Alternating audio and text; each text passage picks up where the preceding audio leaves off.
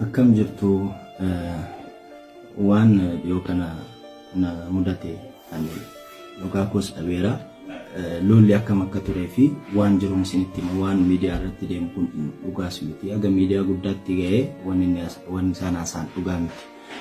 Kanaaf dhugaa jiru isinitti dhugaanaan dhabeellee hin jira. Wanna kana garuu beeku qabdu waan ta'eef isinitti iddoon sun iddoo hojii kooti. Iddoo hojii koo Qananiisaa guyyaa sana hojii qabaa. Ani hojiidhaaf deemee caalaan bashannanuuf dhufe. Sa'aatiin darbee jennaan jarri ibsaa ibsitee jara wajjin olitti wal lolee jechuudha. Achi booddee jarri qabdeetuma ijoolleen Oromoos jirti gaardota keessa baastee jirti gara alaa meeshaarraa fudhanii turan. Meeshaarraa fudhan suni deebi'uu qabaa waan jedhu ni natti haasofnaanii ani meeshicha irraa fuusisee deebisiiseefi jechuudha. Irraa fuusisee deebisiiseef meeshaa.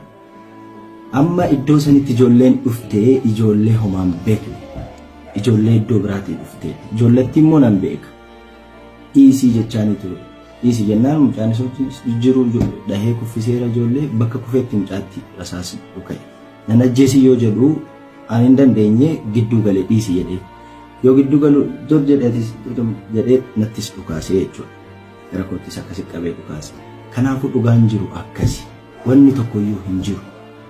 Iddoo sanitti lubbuun darbullee hin danda'a. Mucaan ammas miidhama guddaarra jira. Kan koo Rabbi na baasee garuu immoo kabajni walii qabu akkana ta'uu qabu. Iddoo hojii kootti akkas ta'uu qabu ture yoo ta'ellee immoo of qabuun of akka wanni hamaan balaan isarratti mudanne abbaa ibidda qabeetu murteessuu qaba jechuudha.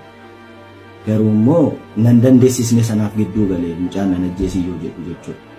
Dhugaan jiru kanuma mucaan miidhamee jira anis immoo konarra darbeera miidhameera lama dhuka'ee tokko surree keessa darbee tokko immoo caafiirra na argatee jechuudha. Ani waan kana bal'isuun barbaanne wanni uumame akkasii kanaafi dhugaa kana baraa wanni kun akkasii jechuu kooti.